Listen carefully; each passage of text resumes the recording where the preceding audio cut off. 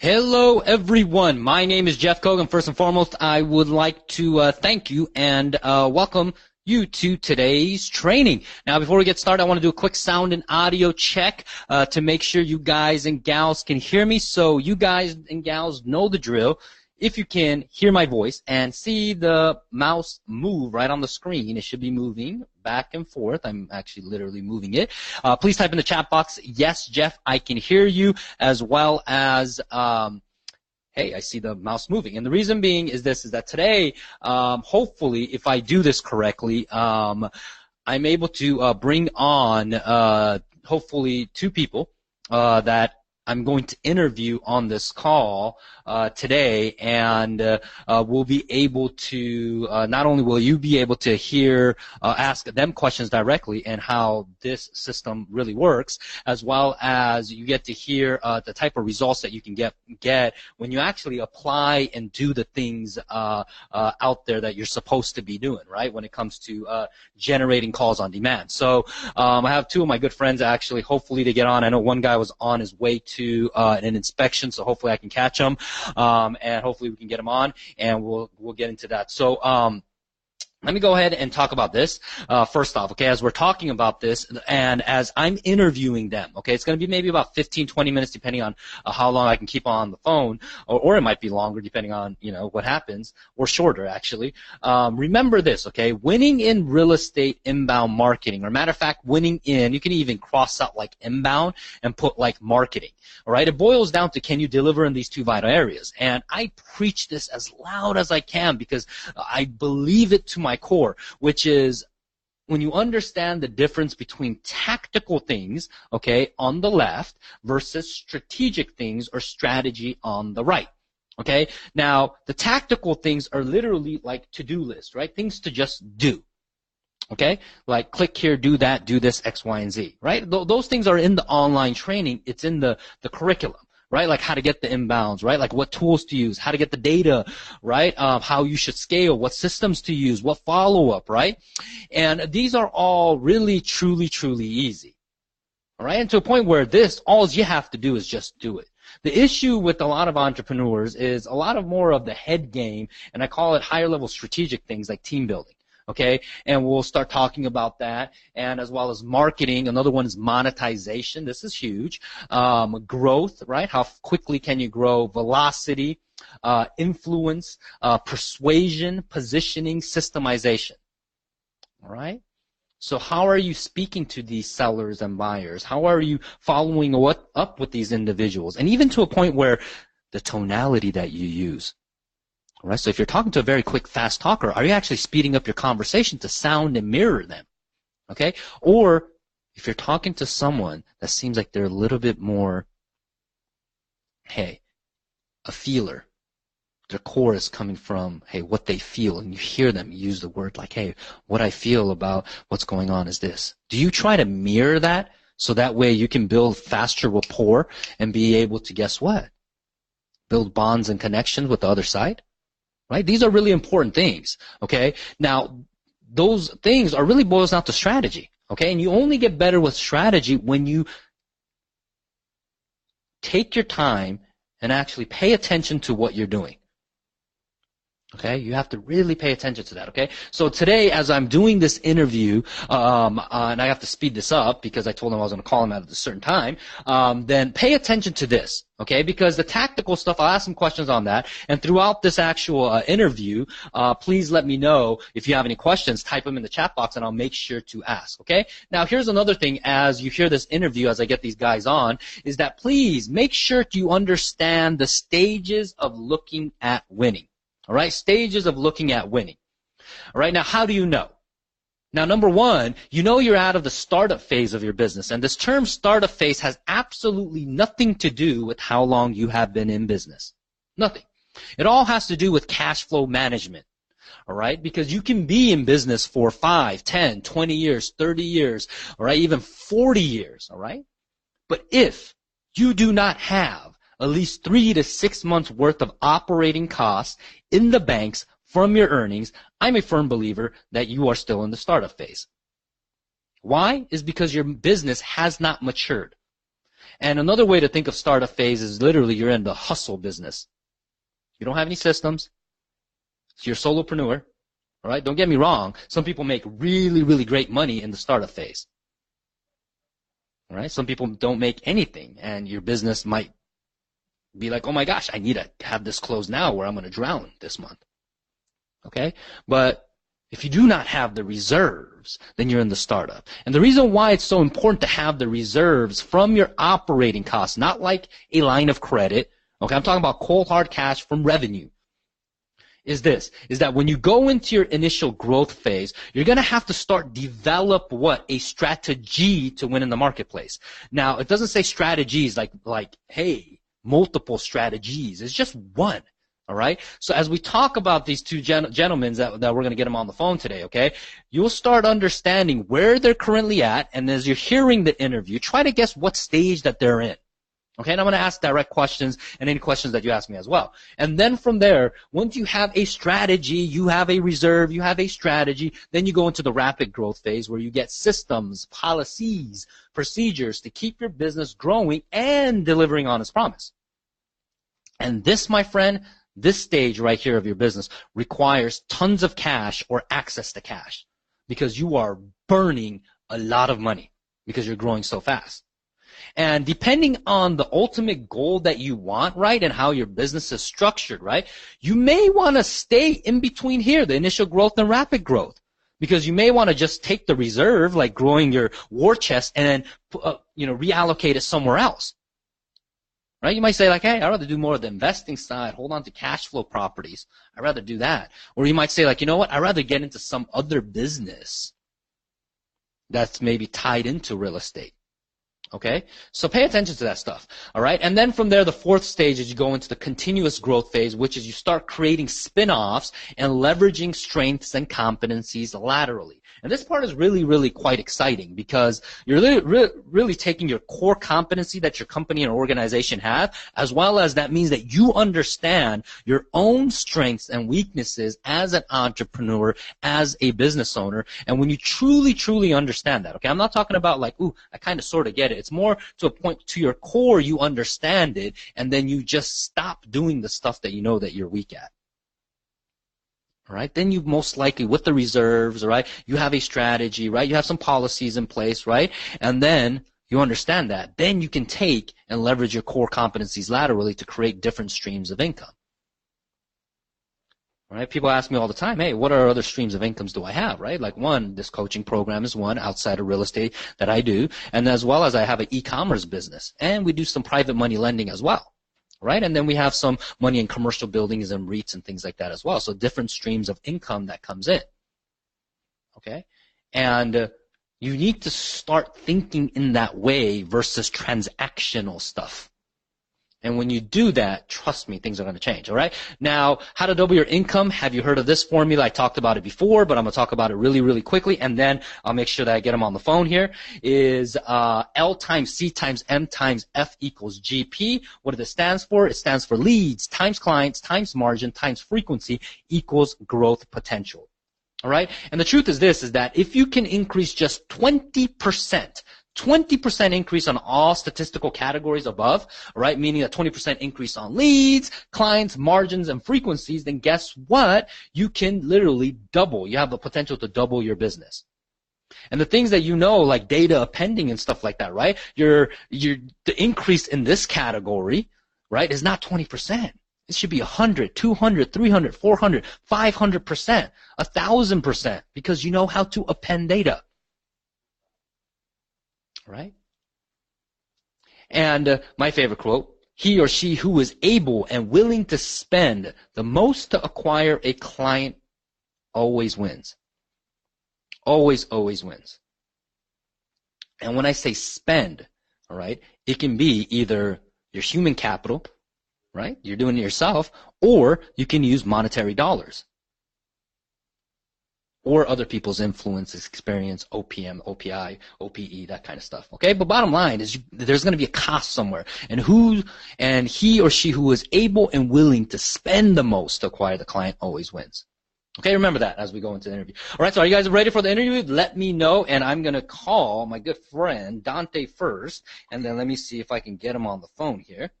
Type in yes, so at least I know you guys and gals are paying attention. Please.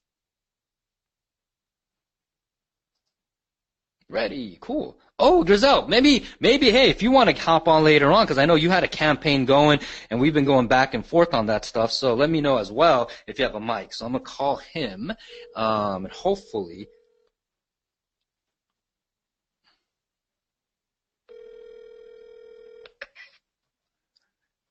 Dante.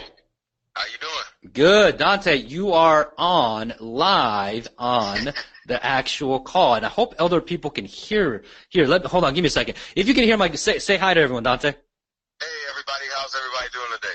All right, cool. So if you hear my good friend Dante, let me know by typing in yes in the chat box. And if you have any questions for today's training, let me know. Cool. So they said yes. Hello there. Awesome. It says Dante. Yeah. So, okay. I guess, yeah, okay, cool. So, Dante, you and I, we've been kind of friends for what? When did we actually meet?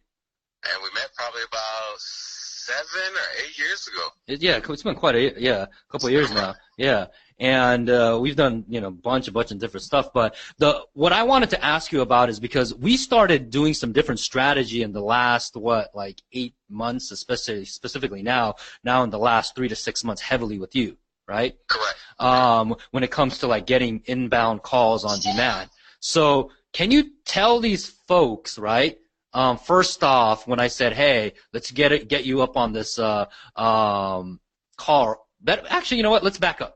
Because if someone says, can people Frank said, hey, what's Dante's background? So Dante, what's your background? Tell these people where you're servicing, where you're at, what you do, and things like that. Start from there.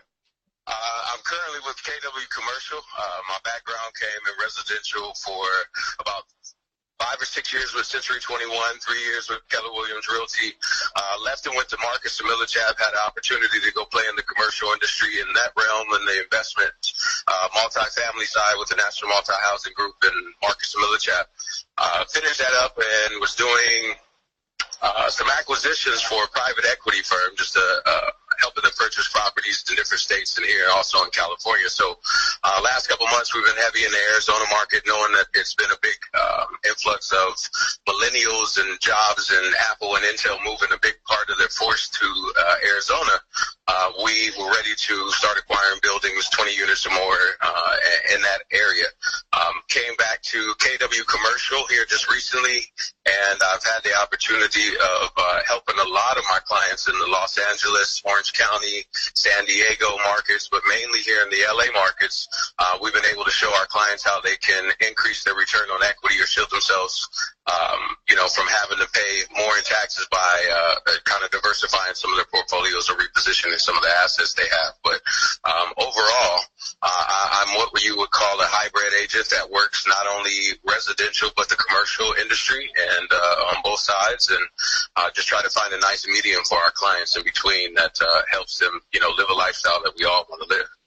Yeah, 100%. And then Dante, I have Frank asking me, sounds like you're very experienced. Do you do a lot of this stuff off market? Because I heard that in commercial world they are. Yes, that is correct, Frank. A lot of properties are traded off market in what we call sometimes an arm's lift transaction, because they know the major players in a market, and having an agent or a team that's able to be in the loop of what's going on off market, not just on market. We find that a lot more deals are traded off market that way, because they'll call up a friend and say, hey, I've got a property over here, you know about it, I'm thinking about trading, and they'll trade deals amongst each other, different properties amongst each other, or help each other out. One will buy one as they exchange it to a larger property. So a lot of deals are done that way, and we just try to keep a pulse on that market, because that shadow inventory is what helps our clients get a better return on equity or reposition themselves to get a better cash on cash return. So yeah, 100%. Yeah, 100%. And there was actually, what was that? Like a couple of weeks ago, we had one where with an asset manager, what was it, in Arizona, where it was obviously an off-market deal, and then unfortunately we weren't able to even get an offer in because the broker was kind of a jerk, right? Yeah, the broker was a little tough. He was a little tough to to deal with, but it happens sometimes in that market because it is a hot market and a lot of people are wanting to get in that area. Yeah. We had an opportunity to just try to get our foot in the door and try to present that we could, take down this type of deal. And it was a couple people beat us to the punch. So. Yeah, what was it, like 22,000 a door, right? Right. Yeah. So it was a good deal. All right, so cool. So let's talk about now this, because a lot of people on here are wondering in terms of like, okay, how do we market? What are we doing? So in your case, because you're so strong on the acquisition side, you're taking many of the inbound calls that are coming on, right? So when I first said, hey, Dante, you want to hop on this? You were just like, yeah, heck yeah, right? Yes, So let's talk about this. So when I had you hop on it, right? Did I actually explain what the process was, or do you remember what the conversation we had? No, man. Jeff is good for giving you a task and see how you come out on the other end. But no, you kind of told me, say, hey, this is the game plan. We may be targeting a specific market that has absentee owners or out-of-state owners, and I'm going to bring them your way and be able to try to form the pitch. Luckily enough, I've been doing it long enough that I can form that pitch and kind of pivot based on where the client is and what they need. Yeah. But yeah, we were thrown right in, and it's something that I like. But thrown right in and just get your juices flowing immediately. So. Yeah, correct. So okay, so we hopped on. I think it was like we did the 4 p.m. campaign, right? Because we do our campaigns on Wednesday, and then the campaign started, and we're communicating on the chat box, right? And what happened? Like tell people what happened. The first time we did it, and the phone literally blew up. I was getting inbound calls faster than I could even answer them and talk to them. You would be on the phone. You might be on a 2-3 minute conversation with a client just trying to gather some information with a prospect, and I would have 4 or 5 phone calls coming in, and you would have to go back through the phone log to hit the ones that you missed and try to call them back. So the first couple times we did it, it was, probably within about 3 hours, I probably had easily 50 to 70 phone calls that came in that we needed to respond to.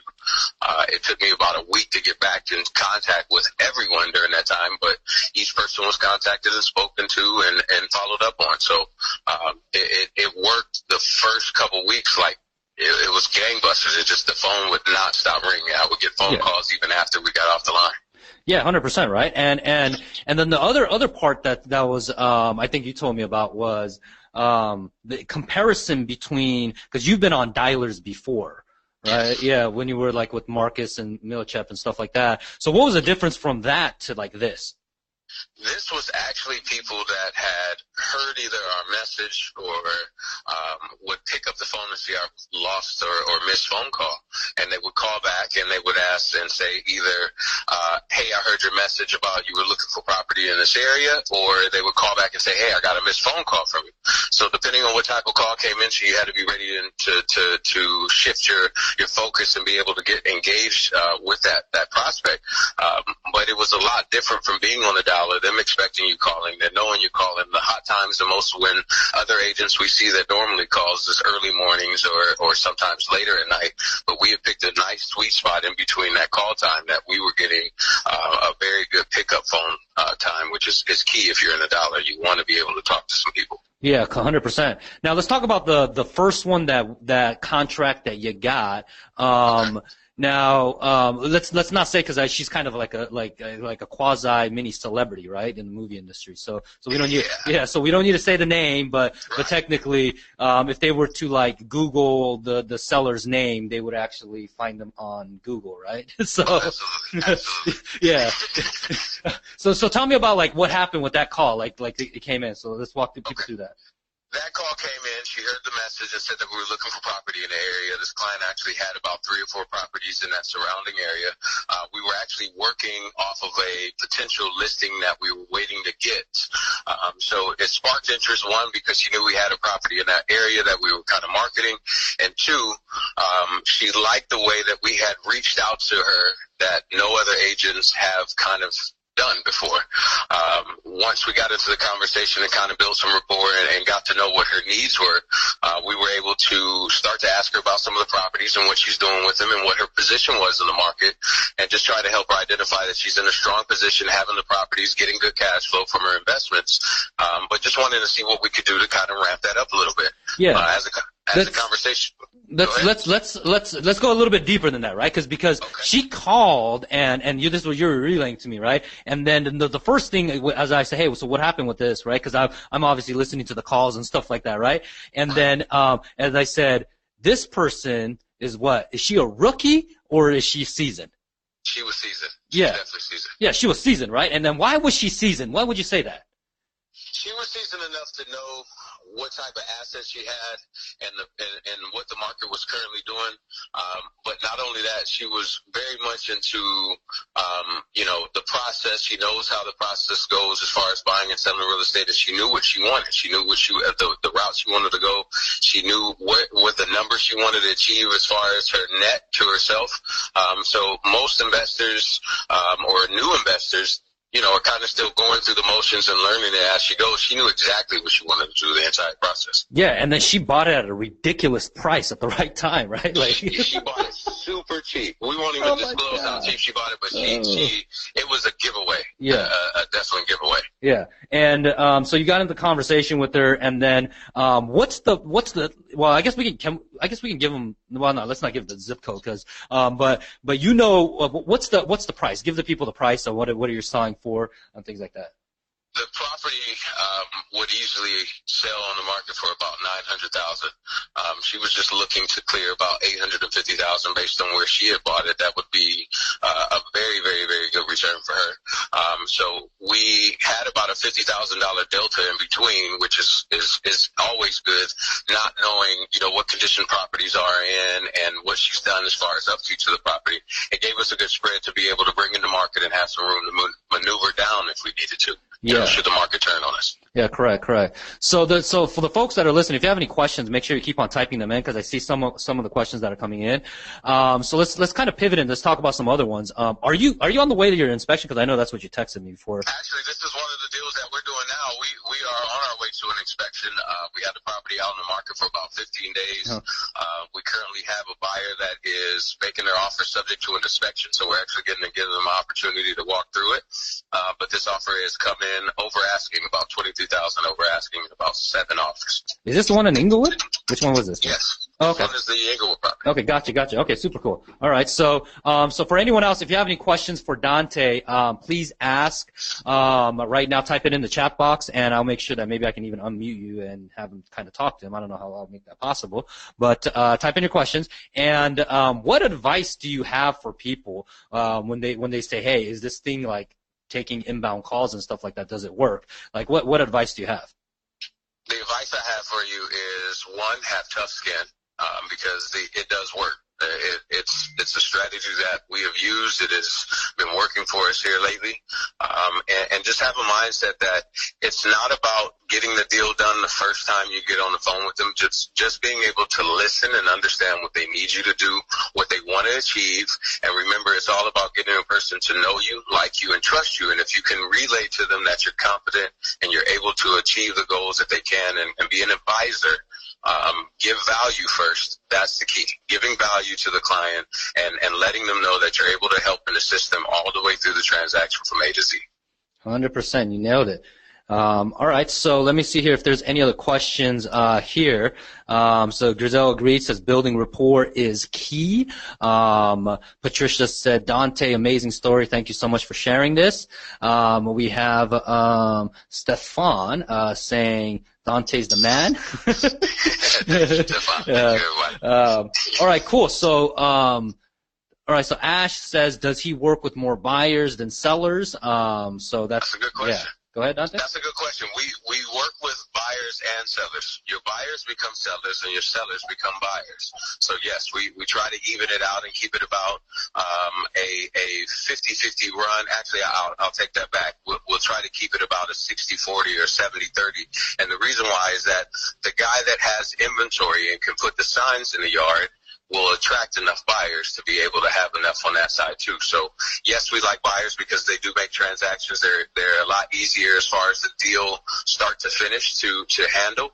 And they're good to have because you can build your pipeline from a buyer group, but we definitely like to have control of the inventory because that's what gets our name out to other buyers that are looking in the market and want to work with us. 100%. And then we just recently talked about our new strategy for our buyer campaign too, right? Yes, we did. So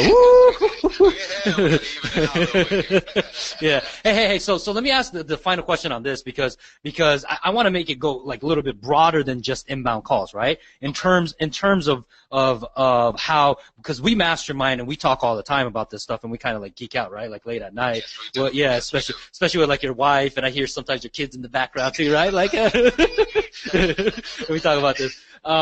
So what is one thing that we did even in our local area with like access to multiple MLS? What did we just do? So what happened just recently is switching back to KW gave me an opportunity to get on a different platform.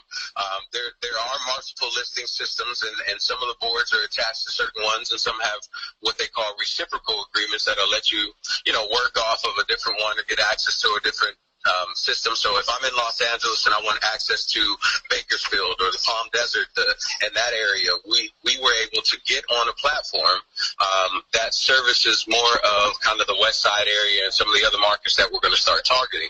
When we were able to switch that platform, because you can only place listings on one, we switched the platform, listed our properties on a different platform. We were able to get a lot better response from a target group of realtors that have clients, agents, and buyers in that area.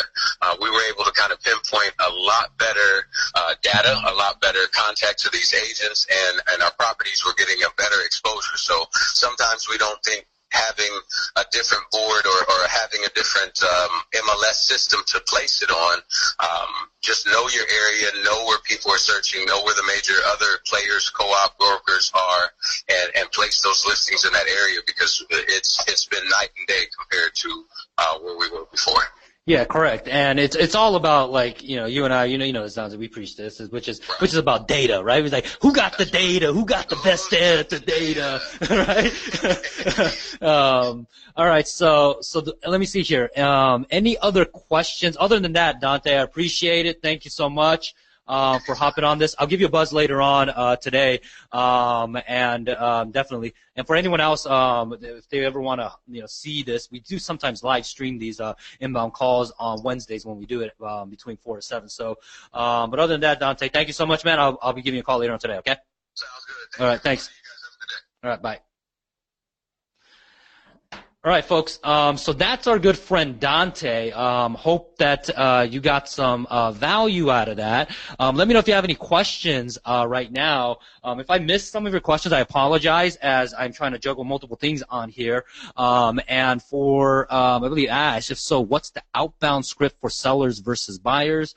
The seller scripts are in there. The buyer scripts are in there as well. We're currently still updating our the program. We're adding new stuff in there, so look out for that as well.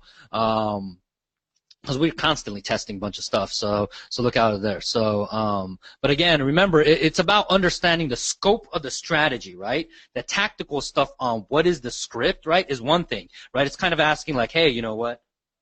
Give me a fish. Right? I know the old cliche saying, right? You give a man a fish, he eats for a day. You teach a man a fish, he'll eat for lifetime, right? That's the old cliche saying. And really, the script is simply the fish, right? What I want you guys to get really, really good at is to be able to come up with your own scripts. Honestly, the best clients that I have and the best students I have are the ones who start off with, kind of a boilerplate one, right? Kind of a vanilla safe one, and then from there come out with the most kind of changes in the script. So keeping all this organized in the system is challenging. Just chunk it down. That's what I recommend, Ash. It's really those three things, right? The data, the message, right? The data, the copy, right? So if you can think about any marketing, it's always the data, right? The data or traffic, and then it goes into conversion, and then conversion always relates to what? Copy. right? Like, what's the message? Regardless of what media or platform you're on, what's the copy? And then from there equals what response did you get? Right? So it's really that simple. And I know as you're learning this new stuff, sometimes you might be like, wow, like there's a lot of stuff in there, a lot of things I'm learning. I get it, but fundamentally, those are the three things, okay? So again, keep on typing in your questions. I'm going to go call my good friend Kevin here next. So let me see here. Young guy. Let me see here. Let me pull him up. Let's see if hopefully he answers. Let's see here.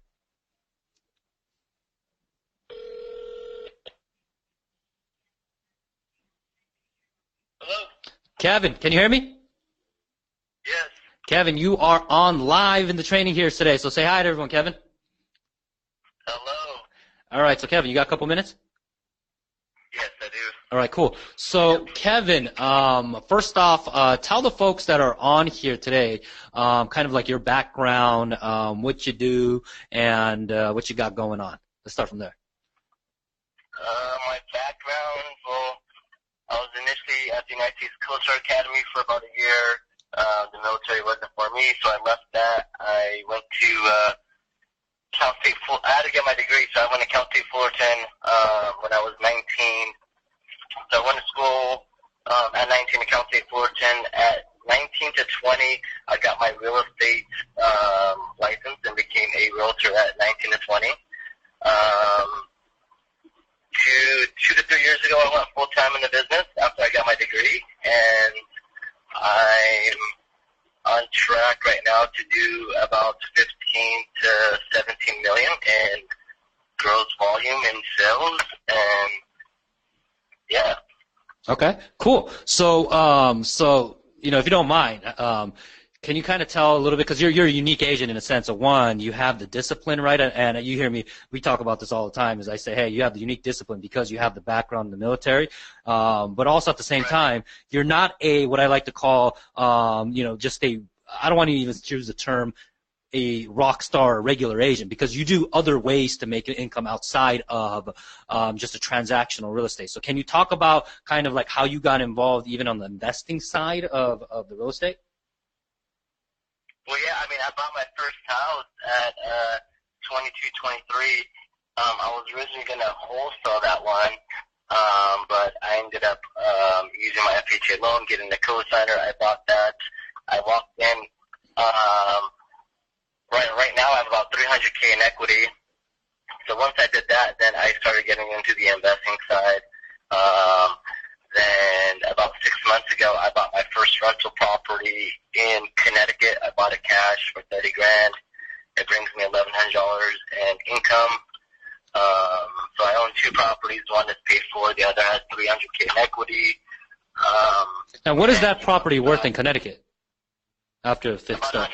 100,000. $100,000, yeah. So right now you have 100,000 on that. And how old are you, Kevin? I know you just had your birthday, but so people can. 20. I just turned 27. Yeah, 27, right? So and you went full time in the business. How many years now? I would say this is my 3rd year. Yeah. All right. And so let's kind of talk about this because number one, because give some folks in here, right, the psychology and kind of the attitude that you have and why you think that you're able to put up your numbers that you're doing and having that type of growth. The discipline is that,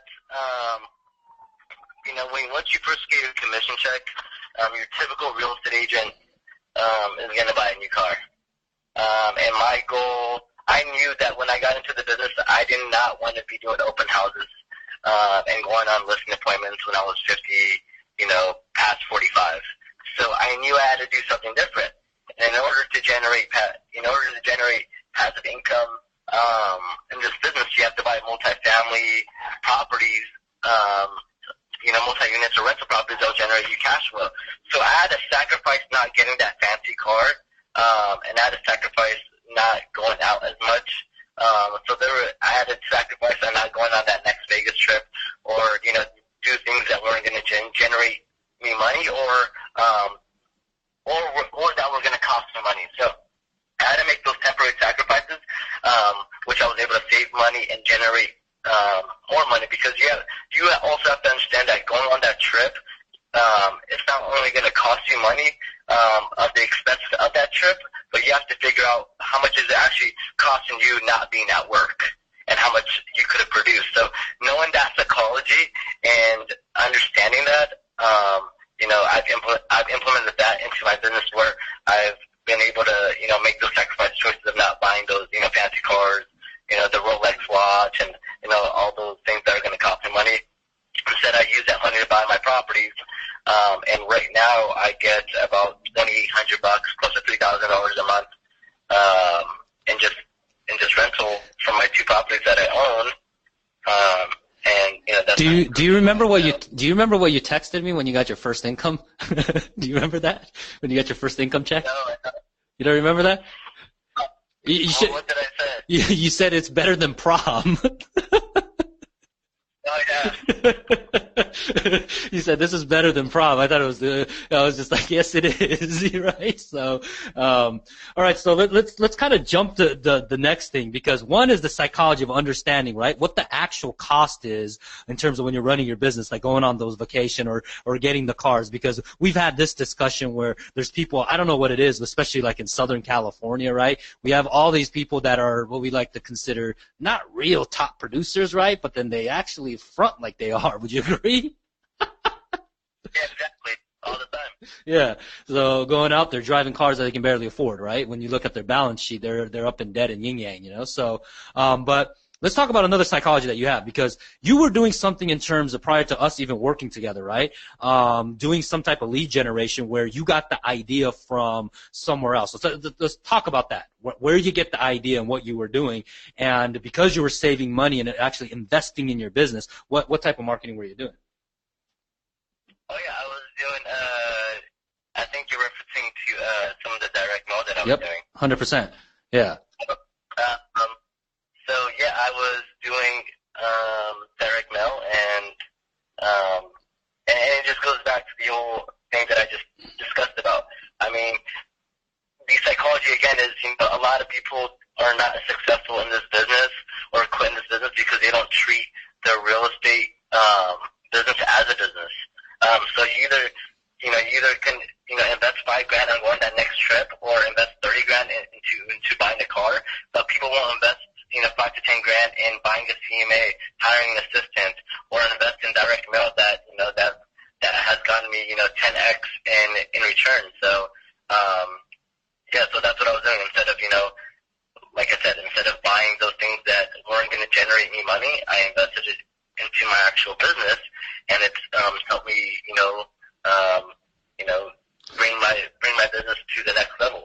Yeah, correct. And because when you were doing the direct mail, talk about what was the average amount, the drop that you were doing for each one, because so people can hear at least like, hey, what the dollar amount is. Because some people think marketing is like $100, The average drop, I would say about like 4,000. Yeah. Anywhere from 3,000 to 6,000. Yeah. So again, folks, listen to this, okay? $3,000 to $6,000 that he's dropping on this. Now, I'm not saying this or having him say this is to be like, oh my gosh, this is a lot of money, because in grand scheme of things, it is not, right? Especially if you have your expenses under control. It was 6,000 in pieces. Mm-hmm. The actual cost of, let's say, 4,000 pieces times 32, it was actually costing me only about like $2,000 a month. Oh, $2,000. Okay, sorry about that. Yeah, that's right, because you were doing bulk rate. That's right. So, right. And then let's talk about now the copy, right? The message, right? Were you using the same message that everyone else was using as a real estate agent? In regards the message, the copy on the letter. On the letter? Yeah. I mean, no, I was, just doing something different. Just, saying, hey, I have a cash buyer that's willing to buy your property all cash, which is true. I mean, these are properties that will target out of state, so a lot of these properties are distressed properties that need work, and they have tenants that aren't paying. That's basically what I would say. Hey, I have a cash buyer that's willing to purchase your property, and I would just give them. They would give me a call, and I would give them two options. I'd be, up front and say, hey, do you need the money? And they would say, yes. And I would give them the cash offer. Then I would give them the other option and say, hey, you can get an extra 50, 60, 70 grand, if we put it on the market. Do you want to take that option? And, just give them, just being upfront with them, developing that relationship, and giving them options, then they'll pick what best works for them. Yeah. So let's talk about this, okay? Is because when we started working together like heavily now for what we're on like month eight now, right? Kind of, right? Yeah. So, but before that, right? Wasn't it like a year ago? Like originally, I was just like, hey, check this out. You should definitely do this, and you were checking it out. But what happened? Did you actually apply the stuff? Oh, when I first Yeah. for the inbound. Yeah, for the inbound stuff. Yeah. I honestly, I'll be straight up honest. I took it and I was like, I was a little like, I got, it was a little confusing for me. I didn't know how it worked. And to be honest, I guess I had doubts and I wasn't giving it, the full attention, that it actually required. Yeah, and a lot has to do two things, right? One is probably isn't because you're making, decent money, pretty good money, so you're kind of focused on what's working. You're kind of like, hey, let me just keep on doing that, right? Because you're still doing direct mail and stuff like that. Yeah. So now, knowing what you know now, right, going into now 8 months or so, right, how many deals, do you know off the top of your head, how many deals that you've plucked off doing this? From you and I? Yeah. Oh, man. I would say probably at least 15. Yeah. And not only that, but, a couple of investment properties. And then let's talk about the other thing, right? Your first experience when you actually took that inbound call. Like, how was it when I said, hey, hop on and get on this? Like, what did you expect?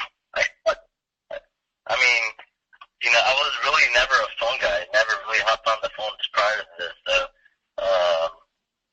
you gave me some pointers and, you told me I needed to work on some stuff and, I took your advice. But, the first time, I was just like, holy crap, this works. And I'm getting all these calls. I mean, it's reverse cold calling. That's what it is. Because instead of you calling them, they're calling you.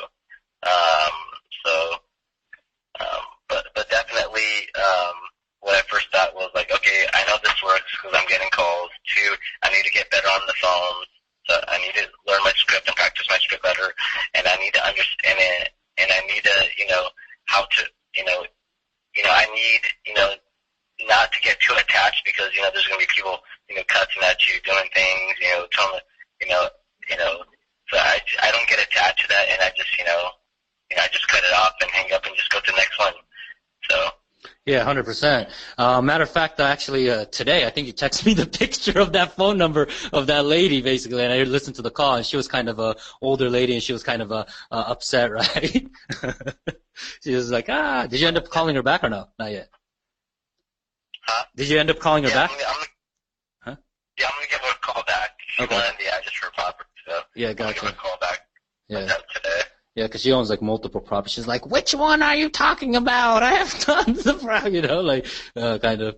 All right, so you got the calls coming in, and you did something that was really interesting on not only did you actually work it, right, I heard you get better and better every single time you hopped on the phones, but you also started to learn how to craft your own script, right?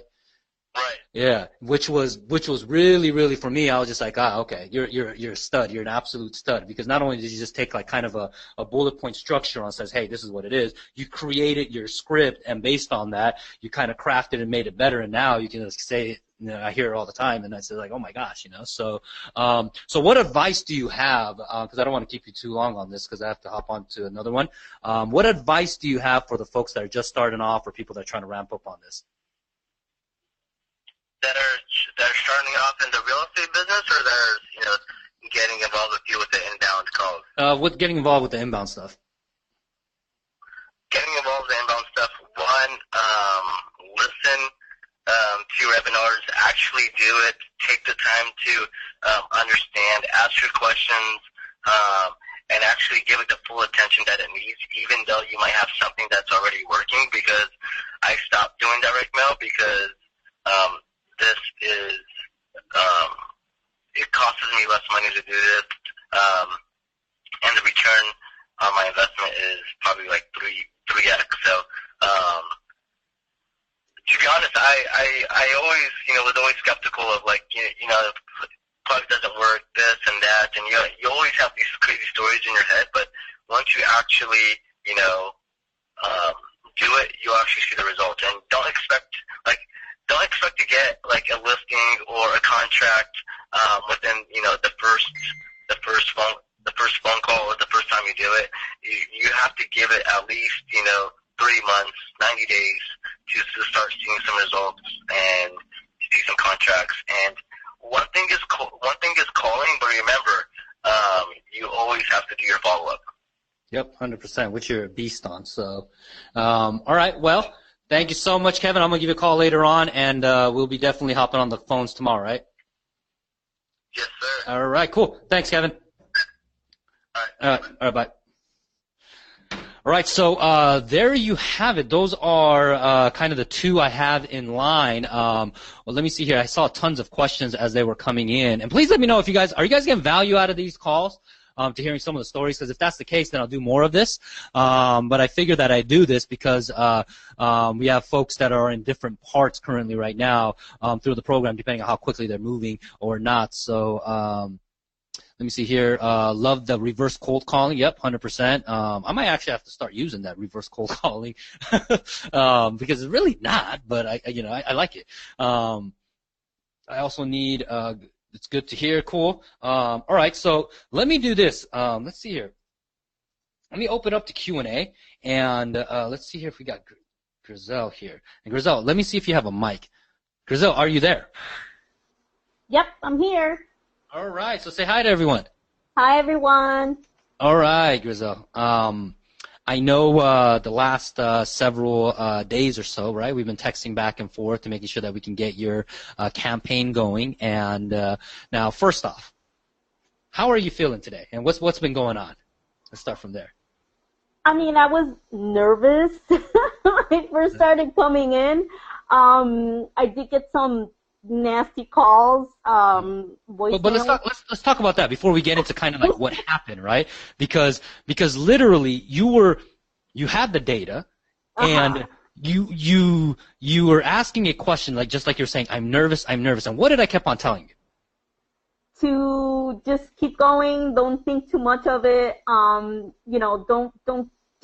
think too much. If you think too much about what to do, you're not going to do it. You just got to go with it. I mean, you go with the script, but you have to build that rapport, like Kevin was saying.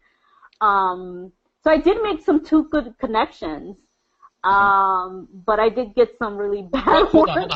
Before we go to that two good connections, okay? I still want people to hear this because I get this a lot, okay? And I hope you don't mind that I'm kind of putting you on the spot here, okay? Is because Kevin went through the same way. Dante didn't quite go through it. Why? Because he comes from the commercial real estate side, so he's been used to on the phones. Kevin, you heard him. He's never been on the phones, and suddenly he hopped on. So. You said you were what? One, a little bit nervous. What were some of the feelings that you went through? Nervous. What else? And you said something when you texted me as you were trying to set this up. You got frustrated and you said something that you were doing. Oh my God, I remember we were going back and forth. I know I was frustrated. I was just doubting myself a lot, and. How to set up, like the call fire. We were going back and forth, and you just told me, listen, you have to go and I'm here for you, but just try to figure it out. And then I did. I got that going. But I mean, you can't doubt yourself. I still get a little nervous when I get a call because you're always trying to see where the next lead is coming from, and like the other guys say, you're not going to get a listing the first time around, but you do make contacts. I mean, I made really two good contacts. So here's what I got, Grizel. Okay, so let me read the text to you. Okay, so please. God. So you texted me. Is one part you says I responded back and you says now it's becoming clear to me. Thank you. I'm going to start recording. Nervous as heck. Right? And I said, ready, fire, aim. I texted back, and I said, if you're not embarrassed by your first attempt, I said, you're taking too long to do it. Oh, my God. I was super embarrassed. Yeah, I recorded myself. I think I recorded myself so many times because I felt that nervousness in my voice. Yeah. So I had to go back and do it again. I had to go back, do it again. So then you went through that, you got through that, and then from there you try to kind of try to upload and try to set the stuff up, right? So you run into some kind of technical issues, and I was just like, hey, don't worry about it. Let myself or my team take care of it, and we took care of that for you, right?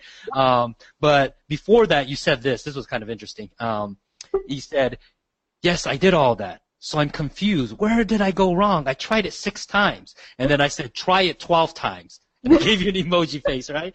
And then you said, sweating buckets of bullets and swearing a lot, both in English and Spanish. I was so frustrated. So and then basically I said, hey, you're doing great. If you should feel uncomfortable, irritating, upsetting, all kinds of emotion in one, hey, we're in this together and we're doing it, right? So, and I said, take one step at a time, right? So, and I know I'm kind of putting you on the spot. Hope I'm not embarrassing you, okay? But I think a lot of people can relate, especially like they're on now, as well as, maybe if the people hear this recording, is that, hey, it is nerve-wracking, right? It is. Yeah. And I know that, so because it was for me. Yeah, when I first discovered this, you should have seen the amount of mistake I made. Oh my gosh. My phone wouldn't stop ringing actually for I want to say 4 hours. Yeah. Because I was an idiot and I dropped like I think it was close to 9,000 records. Wow. Yeah. So yeah, talk about ready, fire, aim, right? 9,000 records, and then my phone would not stop ringing. It's just like I'm just like, oh my gosh, But anyways, so you were nervous, you fought through it, you hit the send button. Now, how many records did you drop? The first one, I think we broke it down in 3. I think the first one was like 1,000 or something like that. I think it was 500. I think. Was it 500? Yeah. It's somewhere between there. Yeah. Like 500 and 1,000. I'm not exactly. Yeah. Yeah, and then I skipped a day. I like, to like return some calls because I did miss some. And then I sent the next round. I want to say it was 1,000 again. I'm not sure. It was like in the 900s or something like that. Okay. Now, did you go through all the lists? No. No, there's one more that I need to do. Mm-hmm. What are you waiting on? Oh, I'm moving. Oh yeah, that's right. You said you were moving. I'm sorry. Yeah, that's right. You were moving. Yeah. Okay. That's right. Yeah. Okay. So all right. It's a little time consuming. No, I gotcha. No, understandable. So let's talk about some of the conversation you had, because I know one conversation, someone said something about a female genitalia. We won't say here. Oh my God. He even called me twice and left me like 2 nasty messages. Yeah. I still have it. And what did I tell you? I was just like, hey, just. Yeah. I mean, I blocked it, but it was like, oh my God, he's so angry. Yeah. That really got to me. I'm like, wow. And I know why, because you're such a, like in your voice, right? You have such a bubbly personality, and you're just a bubble of joy. I hear it in your voice, and then you have someone that says, oh yeah, So, and I said, hey, just block them, and not only that, but hey, let's put them on the do not call list so the call doesn't even come in. Yeah, I put them on that do not call. So you got through that. Now, what other ones are some good conversations that you got into? Let's talk about that. I know you said you had 2. Well, there was one that I did mention that there was like a language barrier. She talked Polish. Was it the Polish lady? Yeah. Okay. So I do have a colleague in the office that speaks fluent Polish. Mm-hmm. So we're trying to see if we could, I gave her the number, so we'll see if, I'm not sure. I got to follow up with her to make sure she called her. But there was that language. She's like, no, thank you. She like hung up on me, but I can tell. Yeah. She was talking. She had a Polish last name. So. Okay. And then there was another 2 contacts I made. Was a seller. He's thinking of selling, and I believe moving to his mom's, or I think his mom is selling or something like that. So there's he's planning on selling, but he wanted to see if I had that cash buyer, and I do have that investor. So I have been in communication with the investor, and he mentioned he was going to go drive by and take a look at it and so forth. But he might be interested, but for himself. Gotcha. Now, what's the price point on that? 500,000. 500,000. Whoa. Okay, 500,000. Okay, so it's definitely not in Chicago Heights, right? No. It's in the nicer part of Chicago. Yeah. So so definitely not. Yeah, because I've done some deals in Chicago Heights, and ooh, man. So, okay, so cool. Now is it like, do people live there, or is it livable, or yeah. is there? So it is a 2-flat with an in-law apartment. So he is basically living in the in-law apartment, and he has one apartment that's vacant. So it does need a little bit of work. So he is considering selling. So if my buyer doesn't want to buy it, he might more than likely list it. Yeah. Now, is there a play to do kind of like an addition or development play on that lot, or no? Or is it already? He's on a larger lot. Yeah, he's on a larger lot. He has a side drive, which is very uncommon in Chicago to have a side drive. So he does have that. So that's something. What is it zoned? I'm sorry? What is it zoned, that property? I believe R4. And what's built on it? He has a 2-flat. Yeah, he has a 2-flat. Huh. Yeah. So because it might be really good for a big developer, because So I'll connect you with some of my friends out there too. So maybe they can and they're the big developers, so maybe they can buy it from you. So yeah, I didn't know that. I didn't know it was R special. Yeah, I believe it's R4. Yeah. Yeah. So hold on, give me a second. Let me make sure I write this down. Otherwise, to get back to you immediately after this. Okay, cool. So you had that one, and then what was the other one that you had? Did you have one more or two more? Yeah, the other one, it is in the Mayfair area, and it's a 3-flat with a garden unit. Okay. And that one goes about $575. Okay. Okay. So both are definitely not in Chicago Heights. No.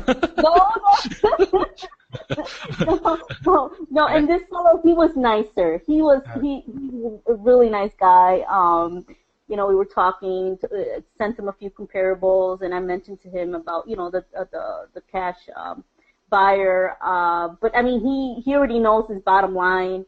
He already told me why he wants to sell. He's just. Why did he want to sell?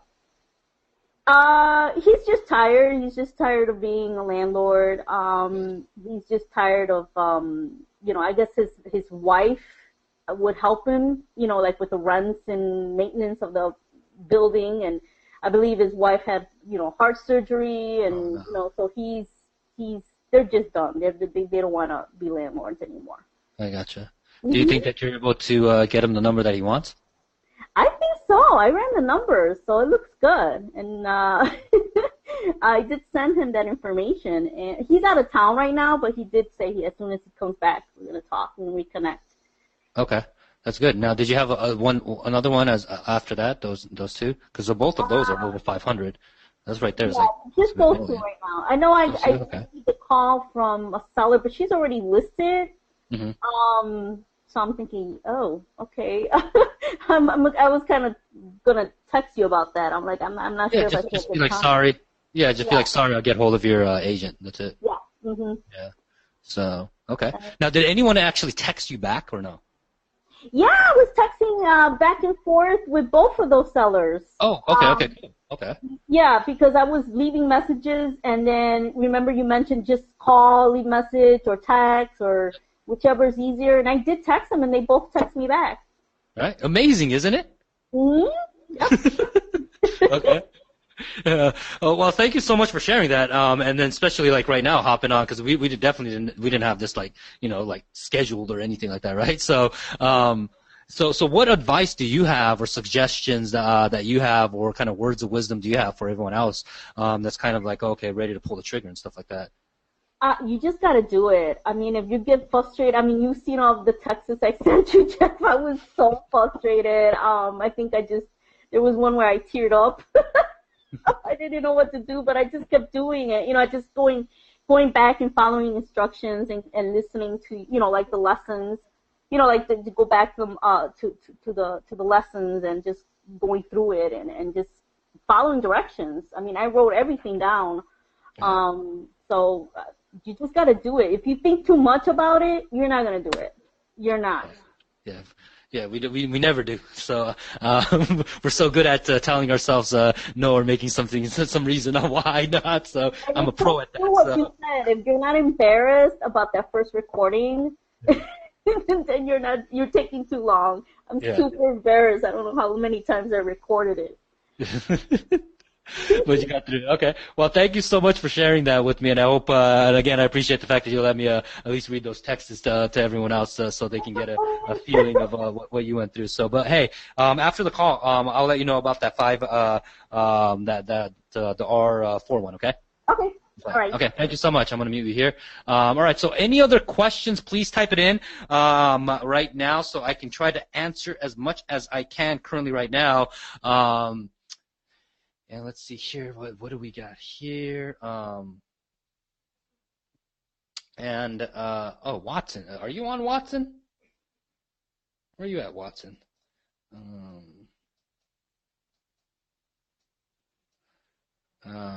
Watson, where are you? Let me see here. Watson, are you there? Yeah. Oh, say hi to everyone, Watson. Hi. All right, Watson. I know yesterday I was supposed to get back to you on that commercial deal, but I figured I'd just unmute you here. Yeah, so I have some good news, which is they are looking at it right now, but I know the bad news is that we're time crunched on the actual close, right? Yeah. Okay. Not too long. A few more days. Yeah. So I'll definitely get back to you. So I just wanted to at least unmute you and tell you that versus shooting you a message and then So, but other than that, do you have any questions for me, Watson? I haven't started my campaign yet, so that's why I'm move on faster. Yes, you got to move faster. Remember, I said that, right? So, all right. Well, thank you so much. I hear a little bit of feedback on my side, so I'm going to mute you there, but appreciate it. I want to at least tell you that. That working on. Let me see here. Who else do we got in here? Let's see.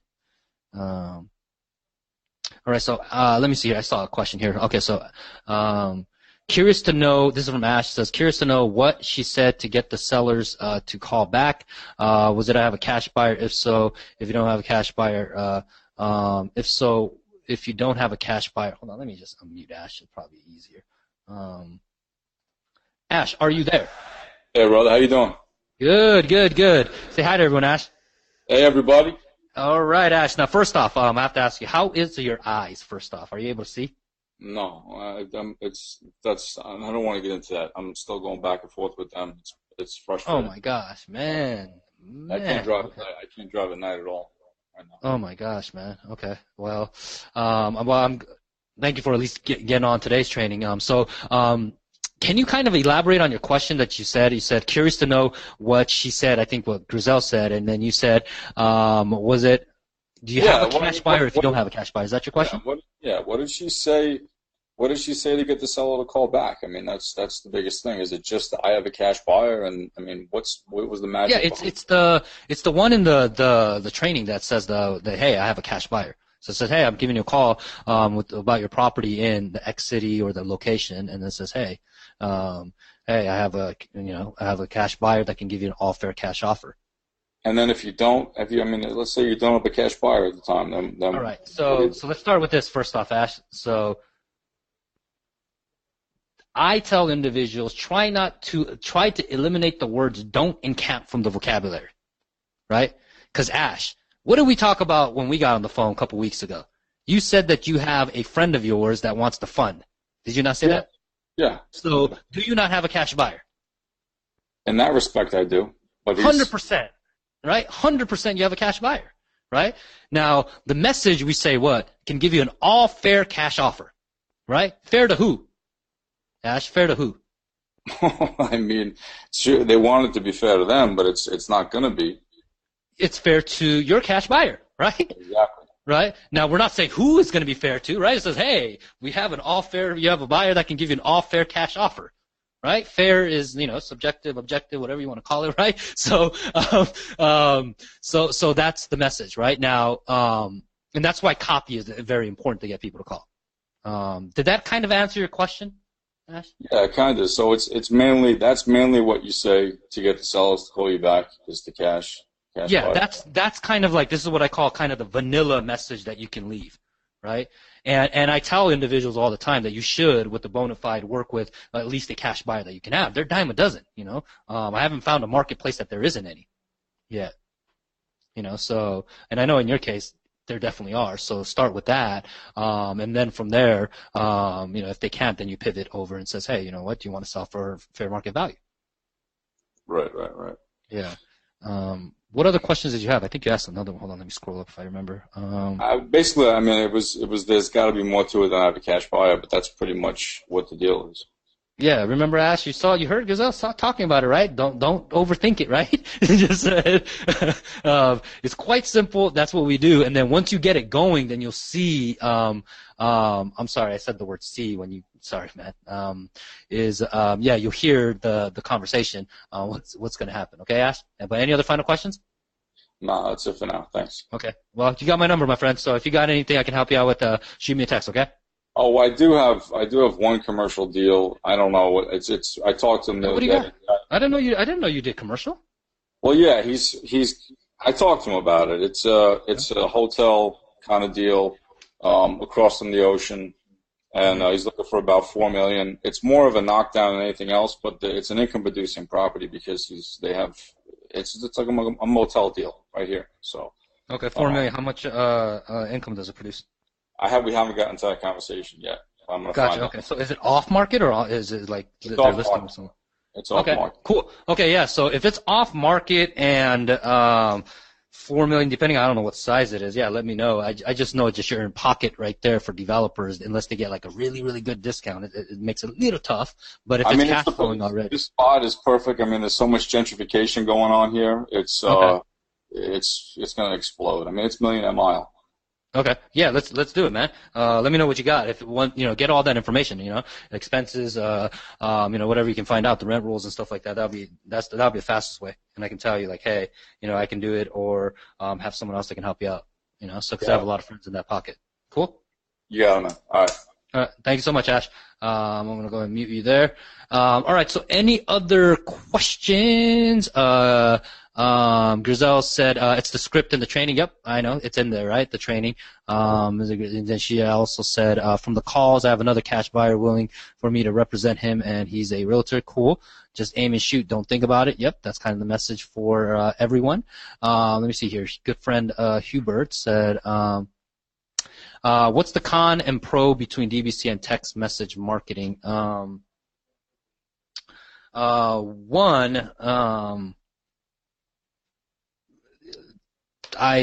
First off is, I wouldn't do the opening line as a text message. Just have them, because you want to get them on the phone, right? Have them hear your voice. So that's really the goal. So do that first, and then if you miss a call or something, then you can shoot them a text, right? So that's kind of the follow-up system that we have, where how Kevin earlier was talking about follow-up, right? That's really it. And even Dante too. If you miss a call and you can't take it, you just text people right through the phone, right? So you do that.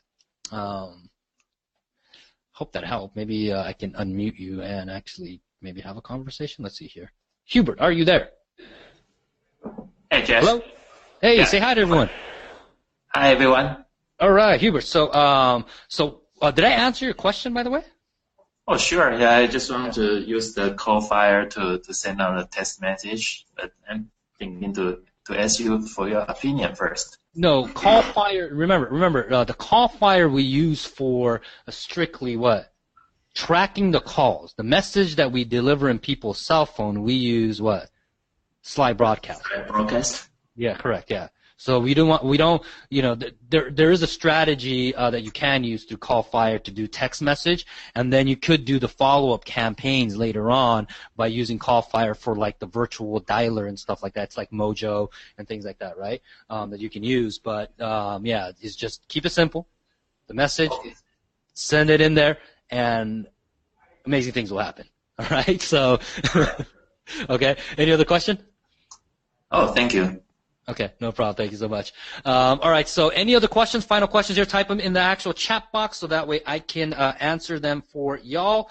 And let me see here. I'm going to pull up the chat box, see if I'm missing something here. And again, I apologize if I did miss your questions. Let me see here. Where are you at? Did I miss something? Did I miss something? I'm going through. And again, let me know if you like this kind of platform. Again, I know some of you guys have been quiet on here. For the folks that are contributing, responding, and thank you so much for that. I know you guys are committed for the success of your business, so thank you so much. Let me see here. Let's see what else we got. Oh, let's see here. What about Ben? Ben, did you close on that deal? Hold on, Ben, you muted yourself. Let me know, Ben, if you closed on that deal. I know you were in escrow last week. I think you were supposed to close that last week, right? So, yeah, that'd be super cool. All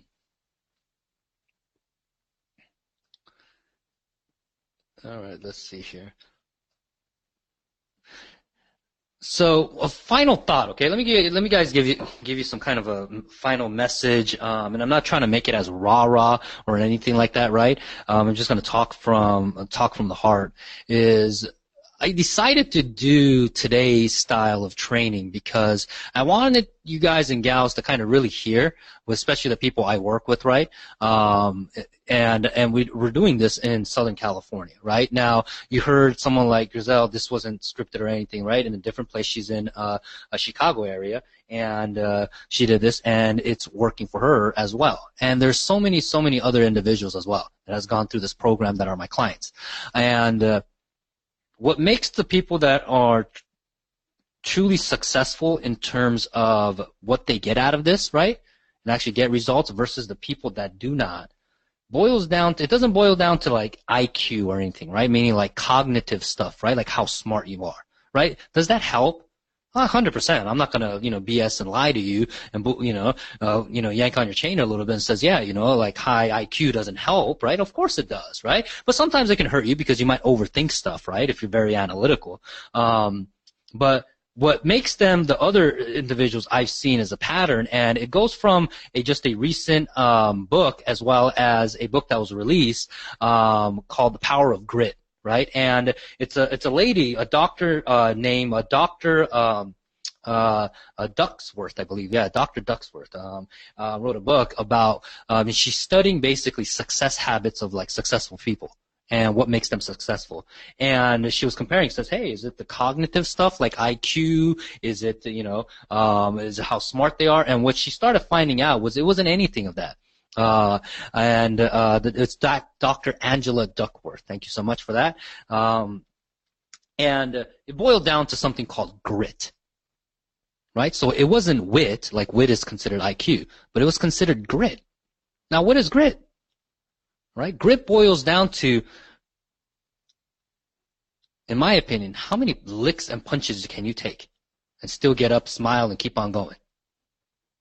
Right?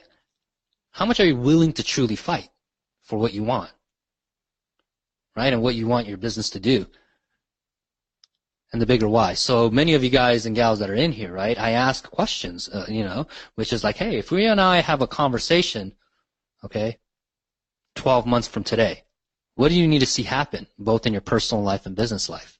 And I ask that because it shows me, depending on what you say, the strength of your character, right? Because many of you guys and gals have some monetary goals, right? But usually it was fueled by something else outside of monetary things, outside of just strictly money.